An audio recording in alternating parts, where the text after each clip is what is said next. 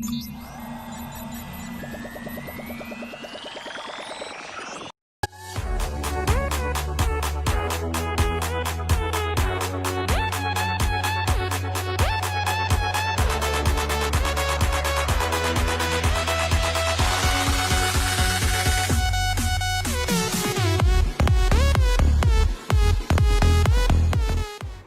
dan selamat sejahtera. Hari ini kami mengadakan satu bual bicara tentang kod etika kaunseling dan saya Muhammad Faizul bin Mat Saleh merupakan moderator anda bagi bual bicara ini.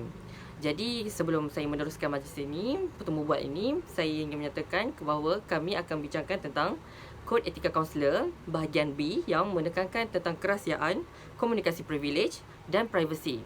Jadi antara panel-panel yang dijemput adalah Saudari Nurhani Mardiah binti Muhammad Tarmizi, Nurul Izzati binti Ahmad, Nur Fadlin Sofia binti Zulkifli, Saudari Umi Aisyah binti Ruzaini dan juga satu-satunya jaka adalah Muhammad Rahim Hilman bin Razwan.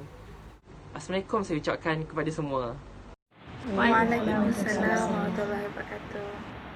Sebelum kita bertanyakan tentang soalan, terlebih dahulu saya ingin menerangkan tentang pengenalan, iaitu dalam bahagian B ini, kaunselor sedar bahawa kepercayaan adalah tunjang kepada perhubungan menolong. Oleh yang demikian, kaunselor hendaklah berusaha untuk mendapatkan kepercayaan klien melalui jalinan perkongsian yang berterusan dengan mewujud dan mempertahankan sepadan yang sesuai serta mengekalkan kerahsiaan klien.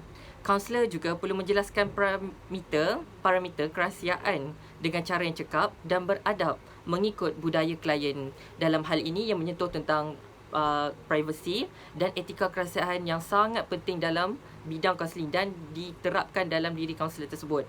Jadi mari kita bertanyakan soalan dengan panel-panel kita pada hari ini. Saya ingin mulakan pertanyaan ini kepada saudara Hilman berkaitan dengan menghormati hak-hak klien. Jadi saya ingin bertanya bahawa boleh tak Encik Hilman membincangkan ataupun menerangkan dengan lebih lanjut lagi tentang bahagian B1 yang berkaitan dengan menghormati hak-hak klien. Dipersilakan. Ya, terima kasih saudara Faizul atas soalan yang ditujukan. So saya akan berkongsi mengenai menghormati kerahsiaan di mana kaunselor tidak boleh berkongsi maklumat rahsia tanpa pengetahuan klien atau persetujuan klien atau tanpa justifikasi etika atau sebarang undang-undang yang mantap. Ini di sini merujuk kepada setiap sesi kaunseling tu akan berlaku proses perstrukturan di mana kaunselor akan menerangkan kepada klien mengenai etika kerahsiaan yang merujuk kepada segala penceritaan atau masalah yang dibincangkan tidak boleh dibawa keluar daripada bilik ini.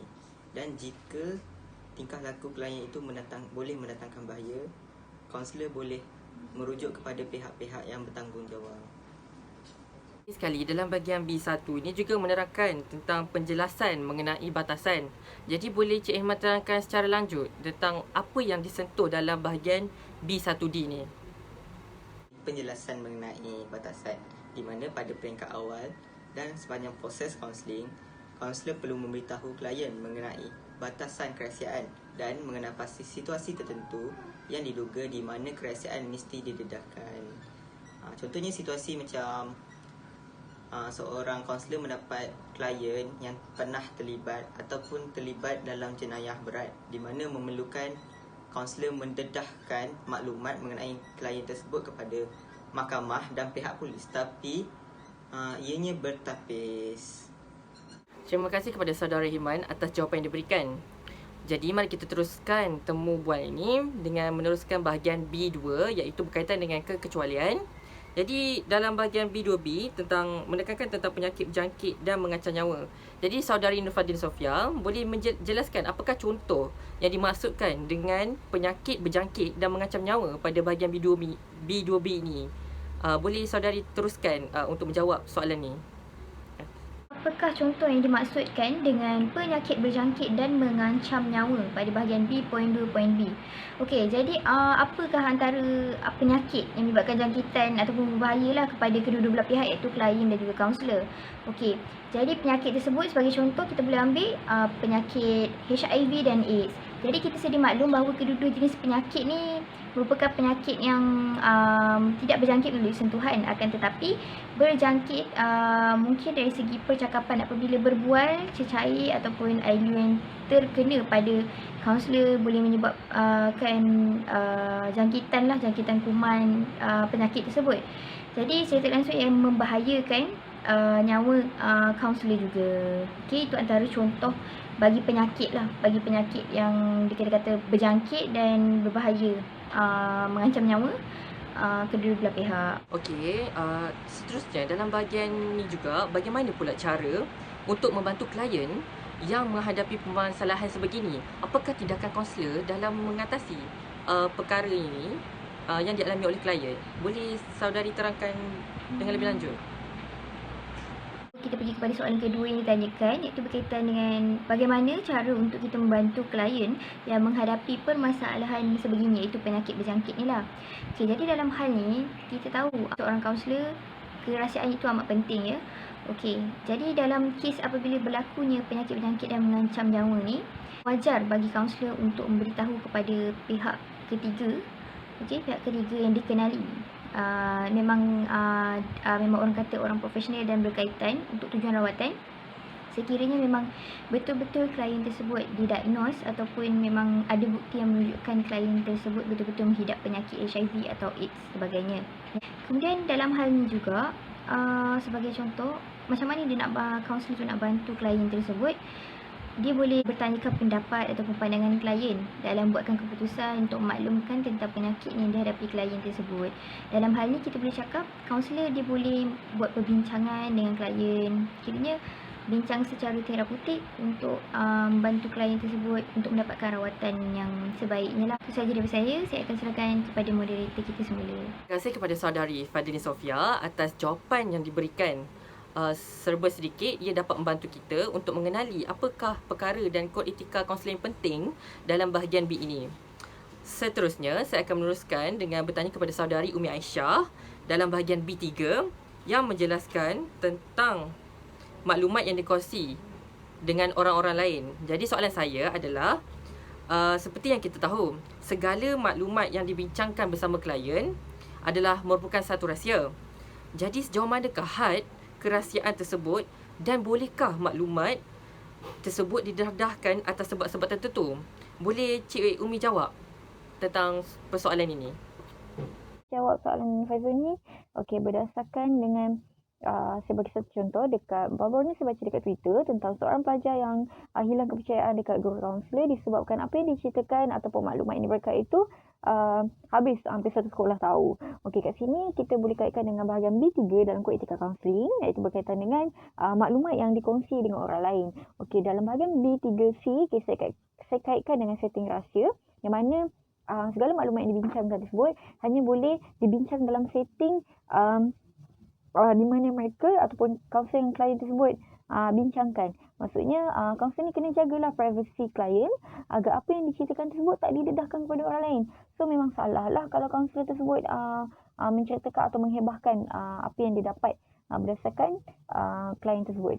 Okey, namun adakah maklumat tersebut boleh didedahkan? Okey, kita rujuk pada bahagian B3D berkaitan dengan pembayaran pihak ketiga.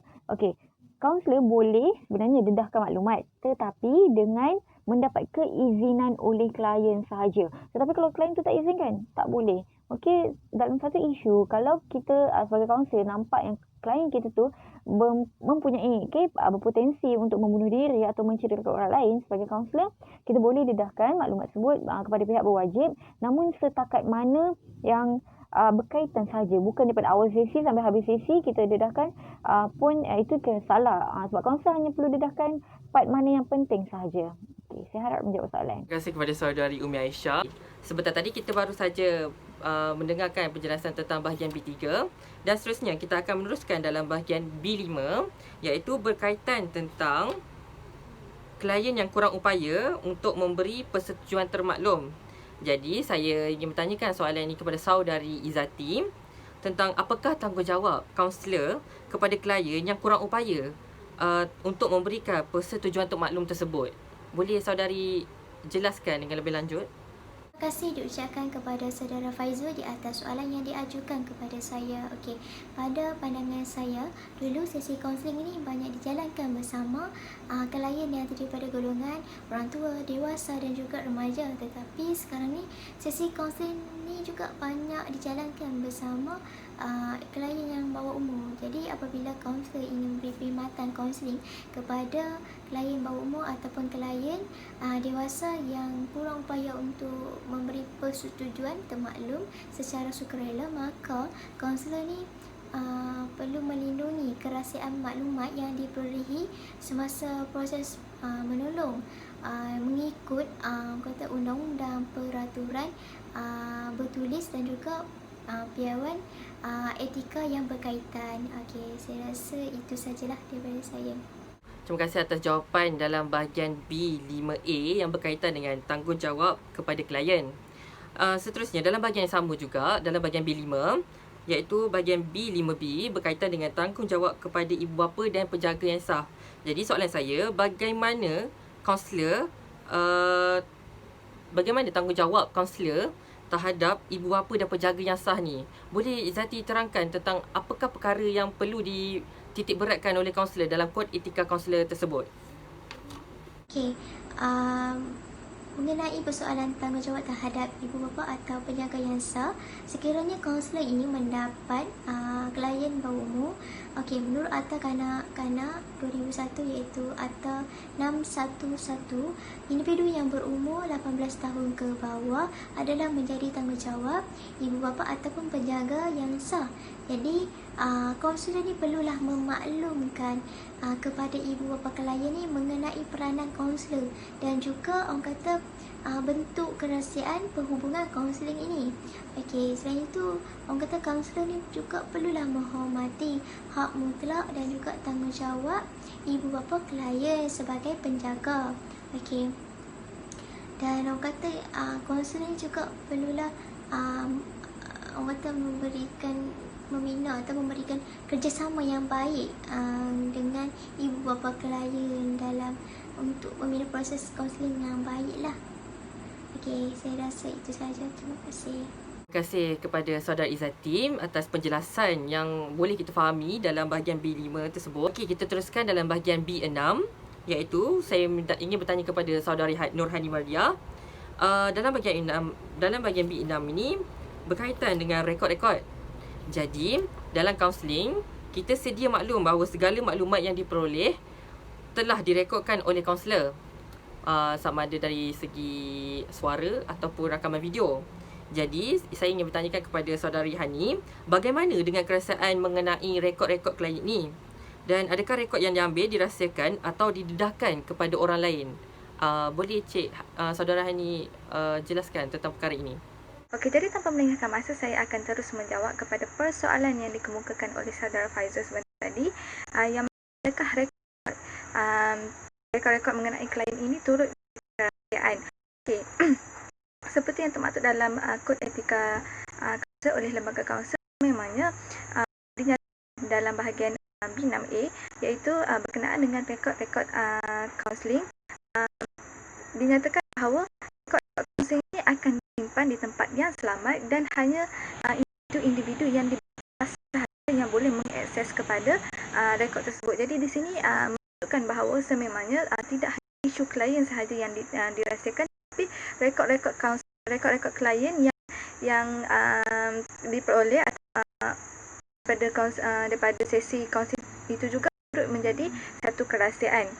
Okey, kemudian untuk akses klien, rekod-rekod ini boleh diakses oleh klien, hanya klien yang kompeten sahaja. Ini kompeten di sini maksud kepada klien-klien yang cekap ataupun klien-klien yang layak ataupun klien-klien yang diberi kuasa sahaja untuk dibenarkan mengakses kepada rekod-rekod ini. Kemudian kaunselor juga perlu memastikan bahawa rekod-rekod yang diberikan kepada klien ini dihadkan, dan sekiranya dalam situasi terdapat beberapa orang klien, rekod yang diberikan kepada klien ini perlulah diberikan hanya bahagian-bahagian tertentu, dan kaunselor perlu memastikan bahawa tidak terdapat sebarang bahagian yang mempunyai mempunyai kerahsiaan klien-klien lain. Seterusnya adalah dari segi pendedahan dan juga pemindahan maklumat berkenaan rekod-rekod ini. Kaunselor sekiranya mereka hendak mendedahkan rekod-rekod ini kepada pihak ketiga, kaunselor perlu mendapatkan kebenaran daripada klien terlebih dahulu sebelum mendedahkan rekod kepada pihak ketiga yang sah, kecuali terdapat kekecualian mengenai kerahsiaan. Okey, saya harap semua yang mendengar sekarang ni adalah jelas ya berkenaan dengan rekod-rekod ini. Okey, yang terakhir adalah berkenaan dengan penyimpanan dan juga pelupusan mengenai rekod-rekod ini selepas tamat perkhidmatan. Okey, sekiranya seorang kaunselor itu telah tamat perkhidmatan, rekod-rekod yang ada pada kaunselor tersebut perlulah disimpan baik untuk proses masa hadapan. Dan sekiranya dalam rekod-rekod tersebut terdapat sensitiviti mengenai klien, jadi kaunselor melupuskan bahan tersebut dengan cara yang dapat melindungi kerahsiaan klien itu. Dan seterusnya, sekiranya rekod-rekod adalah berbentuk artifak, kaunselor perlu mendapat persetujuan oleh klien bagaimana untuk melupuskan bahan tersebut dengan cara yang dapat meluputkan segala kerahsiaan berkenaan dengan klien tersebut. Okey, jadi saya rasa untuk soalan 1 itu sahaja. Okey, sekian, terima kasih. Jadi nampaknya kita sudah berada dalam penghujung rancangan dalam temu bual bicara santai ini. Jadi setakat ini itu sahaja pada kumpulan kami. Saya berharap agar doktor dapat memahami segala perisian yang kami sampaikan dalam bentuk bual bicara yang santai dalam bahagian B, yang kami sentuh serba sedikit tentang dalam bahagian B ini. Jadi setakat ini itu sahaja daripada kumpulan kami. Saya mengucapkan terima kasih sekali lagi kepada Dr. Nurhalizah atas peluang kepada kami untuk mengadakan sesi bual bicara santai ini. Terima kasih kepada semua. Assalamualaikum. Waalaikumsalam warahmatullahi wabarakatuh.